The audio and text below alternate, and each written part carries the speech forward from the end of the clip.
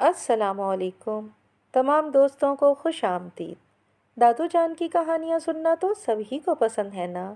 اگر آپ کو بھی دادو جان کی کہانیاں پسند ہیں تو میرے چینل کو سبسکرائب کریں اور بیل کے بٹن کو آن کر دیں۔ شکریہ۔ بہت زمانے پہلے کسی ملک پر ایک ظالم بادشاہ حکومت کرتا تھا۔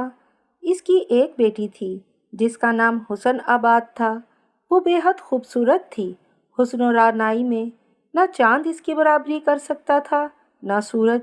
چاند اس کے چہرے سے مات کھاتا تو سورج اس کی آنکھوں سے۔ بہت سے ملکوں سے شہزادی کے لیے شادی کے پیغام آئے، لیکن بادشاہ سب کو صاف جواب دے دیتا۔ حسن آباد کی ماں ایک غریب آدمی کی بیٹی تھی اور بادشاہ اپنی بیوی کو ہر وقت یہ کہہ کر طعنے دیتا رہتا کہ تم ایک بادشاہ کی بیوی ہونے کے ناطے اچھا کھاتی پیتی اور اچھا پہنتی ہو، اگر کسی غریب کی بیوی بنی ہوتی تو روٹی کے بدلے مٹی چبایا کرتی۔ حسن آباد کی ماں بیچاری بادشاہ کے طعنے سن کر بہت روتی تھی۔ ایسے موقعوں پر لڑکی اپنی ماں سے کہتی، امی جان، آپ ہرگز کسی امیر آدمی سے میری شادی نہ کیجیے گا، میری شادی کسی غریب ہی سے کر دیجیے گا۔ قسمت نے ساتھ دیا تو میں خود اپنے شوہر کو بادشاہ بنا دوں گی۔ میں اس کو اپنے باپ کی جگہ تخت پر بٹھا دوں گی اور اس سے سبھی غریبوں کا بھلا ہوگا۔ ایک دن بادشاہ اپنے تخت پر بیٹھا ہوا تھا کہ دفعتاً ایک کوا کہیں سے اڑ کر آیا اور کھڑکی کے سامنے درخت پر بیٹھ کر زور زور سے کاؤں کاؤں کرنے لگا۔ بادشاہ نے فوراً اپنے 400 سلاکار جمع کیے اور ان سے پوچھا کہ یہ کوا کیا کہتا ہے۔ سلاکار بڑی دیر تک سوچتے رہے اور پھر انہوں نے بادشاہ سے کہا، بادشاہ عالم، اس کی بولی ہماری سمجھ میں نہیں آتی۔ یہ ٹھہرا ایک کوا اور ہم انسان ہیں، شاید اس کو کچھ تفریح کرنے کی سوجی ہے، بس اسی لیے کاؤں کاؤں کر رہا ہے۔ جلاد، بادشاہ نے آگ بگولا ہو کر آواز دی۔ اسی وقت 14 جلاد سیاہ گدھوں کی طرح آ جمع ہوئے اور ایک آواز میں کہہ اٹھے، کس کی موت آئی ہے؟ ہم پلک جھپکتے میں اس کا سر بدن سے جدا کر دیں گے۔ ان سب کو لے جا کر ان کی گردنیں کاٹ دو۔ بادشاہ نے حکم دیا۔ اتنے میں حسن آباد دوڑ کر باپ کے پاس آئی اور اس نے کہا، ابا جان، اگر میں آپ کے سوال کا جواب دے دوں تو کیا آپ ان کو چھوڑ دیں گے؟ ہاں، اگر تم نے جواب دیا تو میں ان کو چھوڑ دوں گا، بادشاہ نے کہا۔ تو سنیے، حسن آباد نے کہا، یہ کوا کہتا ہے کہ جو شوہر کو آسمان پر اٹھا دے وہ بیوی ہے اور جو اس کو مٹی میں ملا دے وہ بھی بیوی ہے۔ یہ سن کر بادشاہ کو اتنا غصہ آیا کہ اس کے سر کا ایک ایک بال سوئی کی طرح کھڑا ہو گیا اور اس نے گرجتے ہوئے اپنی بیٹی سے کہا، نالائق لڑکی، بے شرم کہیں کی، کیا تیرا مطلب ہے کہ میرا سارا سکھ چین تیری ماں کی بدولت ہے جو ایک کنگال کی بیٹی ہے؟ کیا بکواس ہے! میں تجھ کو زندان میں ڈال دوں گا تاکہ سب لڑکیاں اس سے سبق سیکھیں، اپنے باپ کے آگے منہ نہ کھولا کریں۔ بادشاہ نے حسن آباد کو زندان میں ڈال دیا اور اپنے سلاکاروں کو چھوڑ دیا۔ اس کے بعد وہ 1 مہینے تک منہ کالا کیے اداس خیالوں میں غرق اندر بیٹھا رہا۔ ایک دن اس کے بڑے وزیر نے اس کو سمجھایا، جہاں پناہ، آپ یوں اندر ہی اندر نہ بیٹھے رہیں، ذرا اپنا دل بہلانے کی کوشش کریں، آئیے کہیں شکار کھیلنے چلیں۔ وزیر کے مشورے پر بادشاہ اپنے تمام 400 سلاکاروں اور 40 وزیروں کو ساتھ لے کر شکار کھیلنے نکل گیا۔ شکاری 7 دن تک شکار کی تلاش میں گھومتے پھرے لیکن کچھ ان کے ہاتھ نہ آیا۔ بادشاہ کو بہت دکھ ہوا۔ وہ لوگ چلے جا رہے تھے کہ کچھ دوری پر ایک دریا دکھائی دیا۔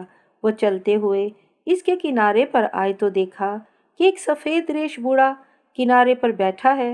وہ پانی سے چھوٹے چھوٹے پتھر نکالتا ہے اور ان پر کچھ لکھ کر پھر پانی میں ڈال دیتا ہے۔ بادشاہ نے اس سے پوچھا، اے بوڑھے انسان، تم کون ہو اور یہاں بیٹھے کیا کر رہے ہو؟ بوڑھے نے کہا، میں ایک غریب آدمی ہوں، بھلا میں بادشاہ سے کیسے بولوں؟ بادشاہ نے کہا، میرے سوال کا جواب دو ورنہ ابھی تلوار سے تمہارے 2 ٹکڑے کر دوں گا۔ میں لوگوں کی قسمتیں بتا رہا ہوں، بادشاہ سلامت۔ اچھا، تو یہ بتاؤ کہ میری سرکش بیٹی کی قسمت کیسی ہے؟ بوڑھے نے پانی میں ہاتھ ڈال کر مٹھی بھر کنکر نکالے اور ان کو دیکھتے ہوئے کہا، ایک ملک میں جس کا نام شہر جرجان ہے، ایک بہادر نوجوان رہتا ہے۔ وہ ایک غریب چرواہے کا بیٹا ہے۔ اس غریب نوجوان کے ساتھ تمہاری بیٹی کی شادی ہوگی۔ بادشاہ نے، جس کا چہرہ غصے سے سرخ ہو گیا تھا، پوچھا، اس ملک تک کتنے دنوں کا رستہ ہے؟ کسی اچھے گھوڑے پر سفر کیا جائے تو 18 مہینے لگیں گے، بوڑھے نے جواب دیا۔ گھر لوٹنے پر بادشاہ 3 دن تک برابر سوچتا رہا کہ کیا جائے تاکہ میری بیٹی اس ادنا چرواہے کو نہ ملے، اس کو بھوکوں مار ڈالوں یا اس کے ٹکڑے ٹکڑے کر ڈالوں۔ بڑے وزیر کو بادشاہ کے ان سیاہ منصوبوں کا پتہ چل گیا۔ اس کو لڑکی پر رحم آ گیا، چنانچہ رات کو وہ اس کو زندان سے نکال کر اپنے گھر لے آیا۔ اگلے دن اس نے ایک بڑھئی کو بلایا اور اس کو بہت سے پیسے دے کر کہا، ایک ایسا صندوق بنا دو کہ جس کے اندر کسی طرح پانی نہ جا سکے۔ صندوق بن کر تیار ہو گیا تو وزیر نے حسن آباد سے کہا، بیٹی آؤ اس صندوق میں لیٹ جاؤ، میں 40 دنوں کی خوراک رکھ کر صندوق کو دریا میں ڈال دوں گا۔ تمہاری قسمت میں جینا لکھا ہے تو بہرحال جیو گی۔ بادشاہ کی تلوار سے یا زندان میں پڑے پڑے مر جانے سے کہیں اچھا ہے کہ تم کہیں بھیڑ بکریاں چرایا کرو۔ لڑکی صندوق میں بیٹھ گئی۔ وزیر نے صندوق بند کر کے آدھی رات کے وقت اس کو دریا میں ڈال دیا۔ صندوق دریا میں 3 مہینوں تک بہتا رہا۔ لڑکی نے ایک ایک دن کی خوراک 4 دن کھا کر اپنے آپ کو کسی طرح زندہ رکھا۔ ایک ملک میں کارا شاہ نام کا ایک بادشاہ تھا۔ وہیں ایک بوڑھا آدمی بھی رہتا تھا جس کے بہت سارے پوتے تھے، لیکن گھر میں کھانے کو کچھ بھی نہیں تھا۔ وہ پہاڑی جنگل سے بادشاہ کے لیے لکڑیاں اکٹھا کر کے لایا کرتا تھا۔ وہ ایک دن اپنی کلہاڑی کندھے پہ رکھے اور رسی کمر کے گرد لپیٹے لکڑیاں جمع کرنے کے لیے شہر سے باہر نکل آیا۔ اس نے لکڑیوں کا ایک گٹھا جمع کر لیا اور واپس جانے ہی والا تھا کہ اسے شدید پیاس محسوس ہوئی۔ پاس ہی ایک دریا بہتا تھا۔ وہ لکڑیوں کا گٹھا وہیں چھوڑ کر پانی پینے کے لیے دریا پر آیا۔ دیکھتا کیا ہے کہ دریا میں کنارے کنارے ایک صندوق بہتا چلا آ رہا ہے۔ وہ فوراً اپنے کپڑے اتار کر پانی میں اترا اور صندوق کو کھینچتا ہوا کنارے پر لے آیا۔ اس نے چاروں طرف سے خوب دیکھا بھالا، لیکن اس کی سمجھ میں نہ آیا کہ اس کو کس طرح کھولا جائے۔ تب اس نے اپنی کلہاڑی سے صندوق کے ڈھکن میں ایک سوراخ بنایا اور اندر جھانکا تو وہاں ایک نہایت حسین لڑکی لیٹی ہوئی نظر آئی۔ بوڑھا دنگ رہ گیا۔ اس نے سوچا کہ یہ شاید کسی سوداگر کی بیٹی ہوگی، باپ کے ساتھ سفر پر نکلی ہوگی، جہاز ڈوب گیا ہوگا اور صندوق پانی کے اوپر رہ گیا ہوگا۔ اے لڑکی، تم زندہ ہو کہ مردہ؟ بوڑھے نے لڑکی کو آواز دی۔ میں زندہ ہوں، حسن آباد نے اندر سے جواب دیا اور اٹھ کر بیٹھ گئی۔ بوڑھا سوچنے لگا کہ اب کیا کیا جائے۔ اگر صندوق کو چھوڑ کر لکڑیاں محل میں لے جاؤں گا، مجھے تو ان کے عوض بادشاہ سے چند سکے ملیں گے، اور اگر لکڑیوں کو چھوڑ دوں اور صندوق کو اٹھا کر محل میں لے جاؤں تو اس کا کچھ بھی نہیں ملے گا۔ بہتر یہ ہے کہ صندوق کو بازار لے جا کر بیچ دوں، آخر کس کو پتہ چلے گا کہ اس کے اندر کیا ہے۔ یہ طے کر کے بوڑھا صندوق کو لے کر بازار پہنچا۔ وہ ابھی بازار میں داخل ہی ہوا تھا کہ کارا شاہ ادھر آ نکلا اور اس کو دیکھ لیا۔ لکڑیاں کہاں ہیں؟ اس نے کڑک کر بوڑھے سے پوچھا۔ میری لکڑیوں کی فکر نہ کر کے تم کسی کے ہاں چوری کرنے گئے اور صندوق اٹھا لائے ہو؟ یہ کہتے ہوئے اس نے اپنی تلوار کھینچ لی اور اس سے بوڑھے کے 2 ٹکڑے کر ڈالے۔ پھر اس نے اپنے نوکروں کو حکم دیا کہ صندوق کو اٹھا کر محل لے چلو۔ محل میں صندوق کو کھولا گیا تو حسن آباد کا حسن دیکھ کر بادشاہ اس پر لٹو ہو گیا اور اسی وقت لڑکی سے کہا کہ مجھ سے شادی کر لو۔ حسن آباد رو پڑی۔ اس نے اپنے آپ سے کہا، میں تو کسی غریب سے شادی کرنے کا عہد کر چکی ہوں، اب کیا کروں؟ پھر اس نے بادشاہ سے کہا، آپ مجھے 40 دنوں کی مہلت دیجیے، میں برابر 3 مہینے تک صندوق کے اندر پڑی رہی ہوں، تنگ آ گئی ہوں، تھک گئی ہوں، اب ذرا آرام کر لوں، لڑکیوں کے ساتھ کھیل لوں، تفریح کر لوں۔ تم نے ابھی اسی دم مجھ سے شادی نہ کی تو میں تمہیں مار ڈالوں گا، کارا شاہ نے دانت پیس کر کہا۔ تو پھر کم سے کم 3 دنوں کی چھٹی دے دیجیے، لڑکی نے گڑ گڑا کر کہا۔ تمہارے آرام اور تفریح کے لیے ایک ہی دن کافی ہے، کارا شاہ نے سختی سے کہا، اور حسن آباد کو چھوڑ دیا۔ 40 لڑکیوں کو اس کے ساتھ کر دیا اور ان کو تاکید کر دی کہ وہ برابر اس پر نظر رکھیں، ایک لمحے کے لیے بھی اس کو آنکھوں سے اوجھل نہ ہونے دیں۔ حسن آباد 40 لڑکیوں سے گھری ہوئی بادشاہ کے باغ میں آئی۔ باغ کے اس طرف دریا بہتا تھا۔ حسن آباد نے لڑکیوں سے کہا کہ چلو چل کر دریا میں نہائیں۔ وہ سب دریا کے کنارے آئیں۔ حسن آباد جو ہی پانی میں اتری، ایک ہیبت ناک مچھلی جانے کہاں سے آ نکلی اور لڑکی کو نگل کر پھر پانی میں غائب ہو گئی۔ لڑکیاں دوڑتی ہوئی محل میں آئیں اور بادشاہ کو اس حادثے کی اطلاع دی۔ یہ خبر سنتے ہی کارا شاہ کرراہ اٹھا اور اس نے اپنا تاج، سونے کی پیٹی، شاہی لباس سب اتار کر فرش پر پھینک دیا اور محل چھوڑ کر شہر سے نکل کر بیابانوں کی طرف چلا گیا۔ اب آئیے شہر جرجان کا حال سنیے۔ ایک دن دریا کے کنارے پر ایک نوجوان چرواہا بھیڑ بکریاں چرا رہا تھا۔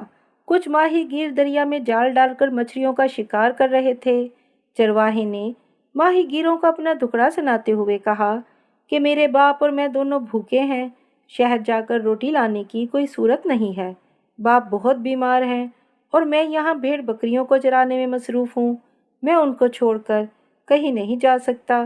تم لوگ مجھے کوئی مچھلی دے دینا، میں اسے لے جا کر اپنے باپ کو کھلا دوں گا۔ اچھا ٹھیک ہے، اب کہ جو جال میں آئے گا وہ سب تمہارا ہے۔ یہ کہہ کر انہوں نے اپنا جال کھینچا تو کیا دیکھتے ہیں کہ اس میں ایک بہت ہی بڑی مچھلی پھنسی ہوئی ہے۔ انہوں نے وہ مچھلی چرواہے کو دے دی۔ چرواہے نے اسے اٹھانا چاہا لیکن نہ اٹھا سکا، وہ اتنی وزنی تھی۔ نوجوان 5 بیلوں کی مدد سے کھینچتا ہوا اس کو اپنے گھر لایا۔ مچھلی کو اپنے باپ کے پاس چھوڑ کر وہ خود پھر اپنی بھیڑ بکریوں کے پاس لوٹ گیا۔ بوڑھا مچھلی کو پا کر بہت خوش ہوا۔ اس نے چھری سے اس کا پیٹ چیرا تو کیا دیکھتا ہے کہ وہاں ایک لڑکی پڑی ہوئی ہے۔ بوڑھے نے لڑکی کے منہ میں پانی کے قطرے ٹپکائے۔ لڑکی کو ہوش آ گیا اور اس نے آنکھیں کھول دیں۔ وہ اٹھ کر کھڑی ہوئی اور بوڑھے کو جھک کر سلام کیا۔ پھر اس نے کہا، بابا مجھے بھوک لگی ہے، کچھ کھانے کو دیجیے۔ بوڑھے نے مچھلی کا ایک ٹکڑا کاٹا اور اسے تل کر لڑکی کو دیا۔ اس نے مچھلی کھا لی اور پھر بوڑھے سے پوچھا، بابا آپ کیا کام کرتے ہیں؟ میں چرواہا تھا، اب بوڑھا ہو گیا ہوں، اب یہ کام میری جگہ میرا بیٹا کرتا ہے۔ یہ سن کر لڑکی بے حد خوش ہوئی اور جوش سے کہہ اٹھی، میری مراد پوری ہو گئی۔ بابا اگر آپ کہیں تو میں آپ کے بیٹے سے شادی کر لوں۔ میری ماں بھی ایک غریب گھرانے کی بیٹی تھی، شادی کے لیے ہمارے پاس روپے کہاں؟ بوڑھے نے کہا، کوئی بات نہیں، لڑکی نے جواب دیا، جب میں اپنی مرضی سے شادی کر رہی ہوں تو لوگوں کو دعوت دینے کی کوئی ضرورت نہیں ہے۔ بوڑھے نے اسی دن حسن آباد کے ساتھ اپنے بیٹے کا نکاح پڑھوا دیا۔ نکاح کے اگلے دن صبح حسن آباد نے اپنے سر کے بال ایک رومال تلے چھپا لیے اور آستینے چڑھا کر گھر کے کام کاج میں لگ گئی۔ وہ دیگچی کے پاس آئی تو دیکھا کہ دیگچی پر میل کی اتنی موٹی تہ جم گئی ہے کہ اس کے دونوں کنڈے ایک دوسرے سے ملتے ملتے رہ گئے ہیں۔ باقی برتنوں کا بھی یہی حال تھا۔ حسن آباد نے کھرچ کھرچ کر مانج مانج کر ان سب کو چمکا دیا۔ پھر اس نے گھر کے آنگن میں جھاڑو دے کر اسے صاف ستھرا کر دیا، سب میلے کپڑے دھو ڈالے۔ یہ سب دیکھ کر بوڑھے کا دل دن کی طرح روشن ہو گیا۔ وہ اٹھ کر اپنی بہو کے پاس آیا اور بڑی محبت سے اس سے کہا، جگ جگ جیو بیٹی، میں بوڑھا ہو چکا ہوں، مجھ سے گھر گھرستی کا کوئی کام نہیں ہو پاتا اور میرا بیٹا پوپ پھٹتے ہی چلا جاتا ہے اور اندھیرا ہوتے گھر لوٹتا ہے، لیکن ہم کتنے خوش قسمت ہیں کہ تم ہمیں مل گئیں۔ یہ دیکھ کر کہ تم اتنی محنت کرتی ہو، میرا بھی جی چاہتا ہے کہ میں تمہاری کچھ مدد کروں، مجھے بھی کوئی کام بتاؤ نا۔ حسن آباد نے اپنے ایک کان کا بالا اتارا اور اس کو بوڑھے کے ہاتھ میں دیتے ہوئے اس سے کہا، آپ اس کو بازار لے جائیے، کوئی اس کا دام پوچھے تو کہہ دیجئے کہ تم خود ایمانداری سے کچھ دے دو، وہ جتنا دے اتنے ہی میں اس کو بیچ دیجئے۔ بوڑھا بالے کو لے کر بازار پہنچا۔ عین اس وقت بڑے بڑے سوداگر مال خریدنے بازار پہنچے ہوئے تھے۔ ایک سوداگر نے دیکھا کہ ایک بوڑھا ایک نہایت خوبصورت بالے کو ہاتھ میں لیے کھڑا ہے۔ اس نے بوڑھے کے پاس آ کر پوچھا، بابا اس کے کیا دام ہیں؟ آپ خود ایمانداری سے کچھ دے دیجئے۔ بوڑھے نے جواب دیا۔ سوداگر نے ایک ہاتھ لمبی ایک صندوقچی سونے سے بھر کر بوڑھے کو دیتے ہوئے پوچھا، یہ کافی ہے یا کچھ اور دوں؟ میں نے کہہ تو دیا کہ خود ایمانداری سے کچھ دے دیجئے، بوڑھے نے جواب دیا۔ سوداگر نے ایک تھیلی بھر سونا اور دیا اور اس ساری دولت کو لاد کر گھر لے جانے کے لیے اپنے گدھے کو بھی دے دیا۔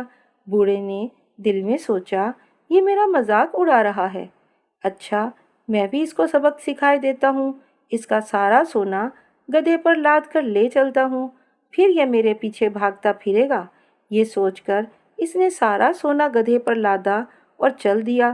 ادھر سوداگر سوچ رہا تھا کہ کاش ایسا ہی ایک اور بالا مل جائے تو میں یہ جوڑا اپنے بادشاہ کو دے کر 7 اقلیم کا خراج اور بات جمع کرنے کا ٹھیکہ لے لوں۔ بوڑھے نے سارا سونا گھر لا کر اپنی بہو کے حوالے کر دیا۔ اگلے دن حسن آباد نے اپنے دوسرے کان کا بالا بھی اتار کر اپنے سسر کو دیا کہ اس کو بھی بیچ آئیے۔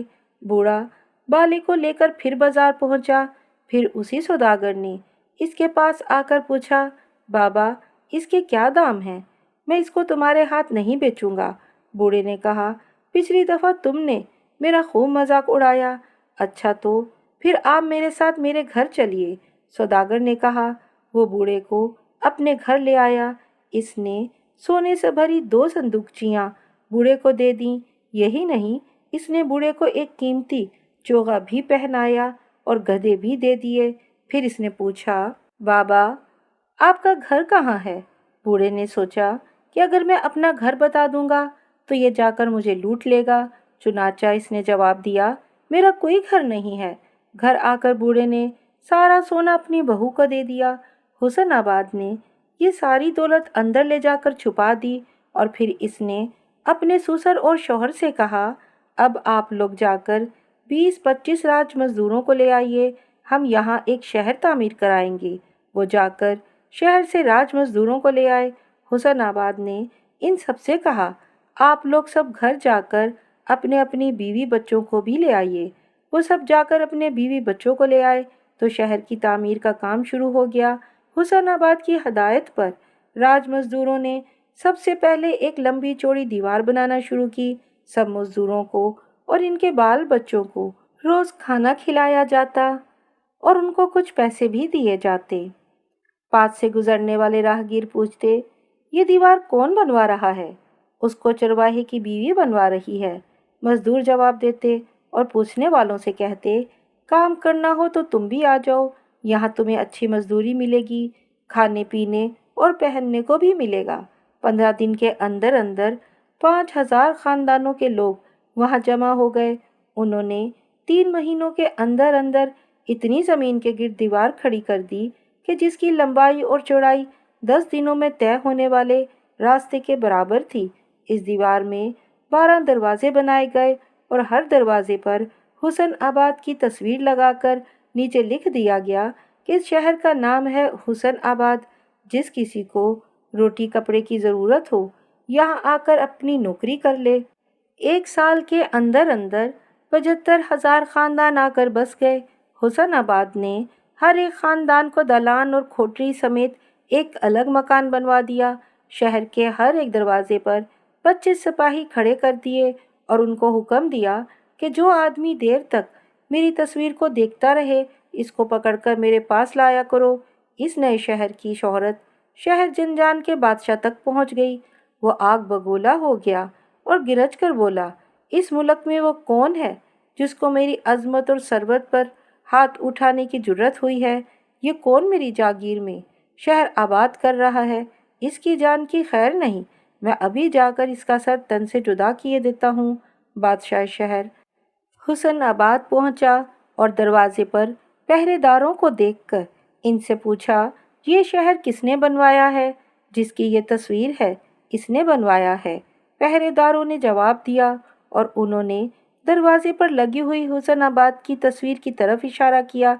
जब हम आपके यहाँ नौकरी करते थे तो आप हमारे बाल बच्चों की फिक्र करना तो दरकनार, खुद हमें भी पेट भर खाने को नहीं देते थे।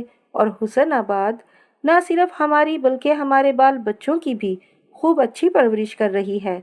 वो हमें किसी चीज़ की कमी महसूस नहीं होने देती और हमारे बच्चों को पढ़ाती भी है। हमारे बहुत से बच्चे तरह तरह के हुनर सीख गए हैं। बादशाह ने हुसन आबाद की तस्वीर देखी तो इस पर आशिक हो गया। वो शहर में दाखिल हुआ और महल में पहुंचा। हुसन आबाद के सिपाहियों ने आकर इसको इतला दी, शहर जरजान का बादशाह आया है। इसने ये ख्वाहिश जाहिर की है कि आप इसकी बीवी बन जाएं। ये सुनकर हुसन आबाद को गुस्सा आ गया और इसने हदायत की कि बादशाह को अंदर लाया जाए। वो अंदर आया तो हुसन आबाद ने इससे पूछा, अरे बादशाह, बताओ तो सही तुम्हारी कितनी बीवियां हैं? मेरी 40 बीवियां हैं, बादशाह ने अकड़ कर जवाब दिया। 40 बीवियां हैं और अभी कुछ अरमान बाकी हैं? हुसन आबाद ने तंज से कहा। बादशाह जल ही तो गया। इसने कड़क कर कहा, अच्छा तो मुझे ताने भी देने लगी, तुम गदागर की ये हिम्मत? ये कहकर इसने अपनी तलवार खींच ली, लेकिन हुसन आबाद के नौकर दौड़कर आए और बादशाह को पकड़ लिया। उन्होंने इसके हाथ पांव जंजीरों में जकड़ दिए और ले जाकर जिंदान में डाल दिया। बादशाह का हशर देखकर मुल्क के बाशिंदे बहुत खुश हुए। इनके नुमाइंदे हुसन आबाद के पास आए और इससे गुजारिश करने लगे कि शहर जरजान का नज़्मो नक्श चलाने का काम आप अपने ज़िम्मे ले लें। हुसन आबाद राज़ी हो गई। चंद महीने गुजर गए। एक दिन एक दरवेश शहर हुसन आबाद के दरवाजे पर आया और वो हुसन आबाद की तस्वीर देखकर रो पड़ा। पहरेदार इसको पकड़कर मलका हुसन आबाद के पास ले आए। हुसन आबाद खिड़की में से देखकर इसको पहचान गई। ये बादशाह कारा शाह था जो हुसन आबाद को अपनी बीवी बनाने के लिए बेताब था और इसको आराम और तफरीह के लिए सिर्फ एक दिन की मोहलत दी थी। हुसन आबाद तख्त पर बैठ गई और अपने चेहरे पर निकाब डाल लिया। कारा शाह को अंदर लाया गया तो हुसन आबाद ने इससे पूछा, दरवेश तुम क्यों रो रहे हो? आप मेरी हकीर सी जान बख्श दें तो कुछ अर्ज़ करूं। हाँ कहो। बख्श दी मैंने। मुझे एक लड़की से मोहब्बत हो गई थी। इसका नाम हुसन आबाद था। आज इस शहर के दरवाजे पर मैंने इसकी तस्वीर देखी। वो लड़की खुद कहाँ है? वो नहाने गई और दरिया में डूब गई थी। मुझे यही बताया गया था, लेकिन अगर पता चला कि इसने मुझे धोखा दिया है, कनीज़ों को रिश्वत देकर भाग गई है, तो मुझसे बुरा कोई ना होगा। मैं इसको जंगली घोड़े की दुम से बंधवा कर बियाबान में छोड़ दूंगा ताकि वो इस बदमाश को कांटों पर इस तरह घसीटता फिरे कि एक एक कांटे पर इसके जिस्म का एक टुकड़ा रह जाए। हुसन आबाद ने कहा, तुम्हारे आगे इसका कोई कसूर नहीं, तुम इस पर गुस्सा मत करो। ये मेरी वही हुसन आबाद तो नहीं है? बादशाह कारा शाह ने सोचा और इसने कपड़ों के अंदर छुपाई हुई अपनी तलवार निकाल ली और उसको हुसन आबाद के सर के ऊपर करके गरजते हुए कहा, अपना मुंह खोलो, मैं तुम्हारी सूरत देखना चाहता हूँ। लेकिन नौकर दौड़कर आए और कारा शाह को पकड़कर जिंदान में डाल दिया। इसके बाद हुसन आबाद ने अपने बड़े वजीर को बुला लिया और इससे कहा, अब तुम ज़रा गिनकर देखो कि हमारी फ़ौज में कितने सिपाही हैं। वजीर ने हिसाब लगाया। मालूम हुआ कि कुल मिलाकर 7 लाख घोड़सवार और प्यादे हैं। इन सबको सफ़र के लिए तैयार कर लो। हुसन आबाद ने वजीर को हदायत की। 40 दिनों में फ़ौज सफ़र के लिए तैयार हो गई। फिर हुसन आबाद अपने चरवाहे शोहर के हमरा और अपनी फ़ौज को साथ लिए हुए अपने बाप की सल्तनत की तरफ चल पड़ी। सहराओं और बियाबानों से गुजरती, पहाड़ों और दरियाओं को पार करती, झीलों को पीछे छोड़ती हुई फ़ौज चलती रही, आगे बढ़ती रही। दूसरी तरफ हुसन आबाद के जालिम बाप ने ख्वाब में देखा कि एक चील कहीं से उड़कर आई और उसको उठाकर ऊपर ले गई। आसमान और ज़मीन के बीच पहुंचकर चील रुक गई और इससे कहा, तू मेरा गुलाम बन जा, वरना मैं तेरी गर्दन तोड़ दूंगी। जालिम बादशाह ने चील से गिड़गिड़ाकर कहा, मेरा तख्त व ताज ले लो, मेरी सल्तनत और मेरा खजाना ले लो, मेरी जान बख्श दो। चील ने जवाब दिया, तेरी दौलत और सल्तनत की मुझे कोई ज़रूरत नहीं है, मैं तो तेरी बेटी हुसन आबाद का खून पीना चाहती हूँ। अपनी बेटी का नाम सुनकर बादशाह रो पड़ा। इतने में अचानक पहाड़ के पीछे से हुसन आबाद नमूदार हुई और इसके एक हाथ में तलवार थी और दूसरे हाथ में सुरखाब के गोश्त के बने हुए कबाब की सीख थी। हुसन आबाद ने अपनी तलवार से चील के 2 टुकड़े कर दिए और हाथ बढ़ाकर अपने बाप को कमर से पकड़ लिया और आहिस्ता से नीचे लाकर ज़मीन पर रख दिया और फिर इसने कबाब अपने बाप को हाथों में थमाकर इससे कहा, अब्बा जान, अगर मुझसे कोई खता हुई हो तो उसको माफ़ कर दीजिए। बादशाह की चीख निकल गई और जाग गया। सुबह को इसने 400 सलाहकारों और 40 वज़ीरों को बुला लिया और इनसे कहा कि अगर तुम मेरे ख्वाब की ताबीर ना बता सके तो तुम में से किसी को ज़िंदा नहीं छोड़ूंगा। बड़े वज़ीर ने खड़े होकर कहा, अगर आप मेरी जान बख्श दें तो मैं आपके ख्वाब की ताबीर बता दूं। हाँ बोलो, क्या कहते हो?